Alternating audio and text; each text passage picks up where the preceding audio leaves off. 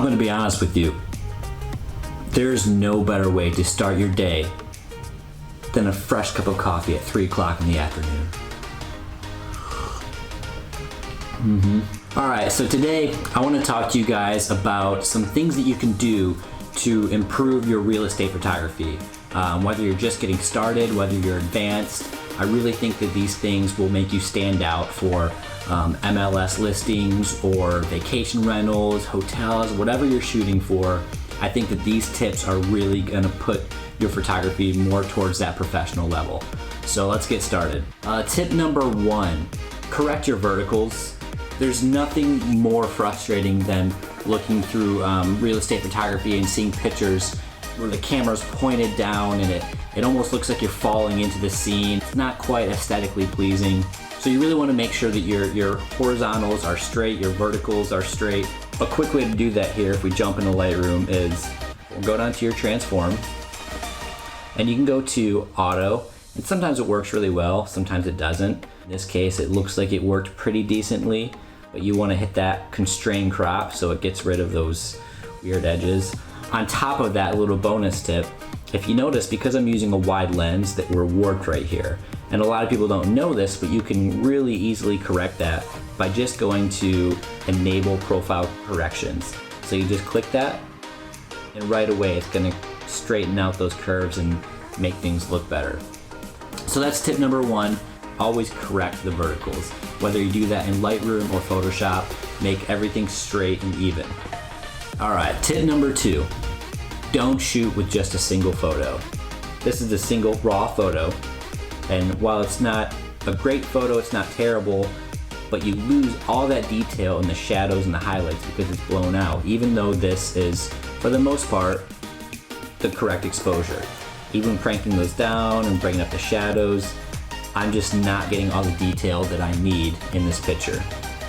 So that's tip number 2. Don't shoot with just a single image. You're not going to be able to get the details you need or how the eye actually sees that room with just one photo. Tip number 3 is don't use HDR. HDR can be a wonderful tool, but it's also not the one tool fix all grandmaster of photography, and especially in real estate. And let me show you why. When you shoot in HDR, while you do get a better high dynamic range of the shadows and the highlights, you do not get the proper color.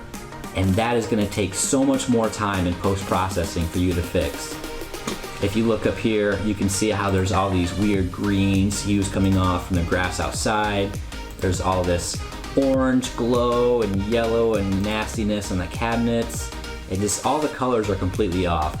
And I know from being in that room personally, that ceiling was bright white, the cabinets were bright white, there was no awkward color reflection, and that's the problem with shooting in HDR, is you're not gonna get that actual color of that room. It's gonna take so much Photoshop work just to do it. So if you can help it, avoid shooting rooms in HDR. All right, so my last piece of advice for real estate photographers, whether you're just getting started or you're a professional, is use a flash. This can be done properly and this can be done terribly. And what I mean by that is you can't just take a flash, an off-camera flash, shoot it into a room, take the one picture and call it good, because you're not gonna get any natural lighting. So my advice for that is flash ambient blending. And what that means is you take an ambient picture of the room, which shows the natural lighting of the room. You take a flash picture. I use the YN560 Yongnuo. It's a great speed light. And the flash, the whole purpose of it is to get the actual proper color of the room that you're shooting in. A flash is also used for window pulls. If you're not sure what that is, there's a lot of great videos on YouTube to tell you how to do window pulls. And that's where you get the perfect view of the outside, inside, just like your normal eye would see without losing any details and highlights or shadows. Here is an example of one flash that I took just to get the main color of the room. I used a second flash exposure just to get rid of some of those awkward shadows that were on the cabinets. And of course you always want to use your ambient exposure so you can see the actual brightness of the room, not the colors, but the brightness. And then you blend that all together in Photoshop to get correctly colored photo, where the verticals are straight, the colors are right, the brightness is right, everything comes together to make a professional real estate photo. So there you have it, guys. Those are my top tips for doing real estate photography. Don't use a single raw image. Don't rely on HDR, and correct your verticals. When you start doing all those 3 things, combining with everything else you learn, you're gonna step up your game to a whole new level, and you're gonna start seeing more high-end clients and just more clients in general. I hope that helps you guys. If you have any questions, leave them in the comments and let me know, and I'll do what I can to help. See ya.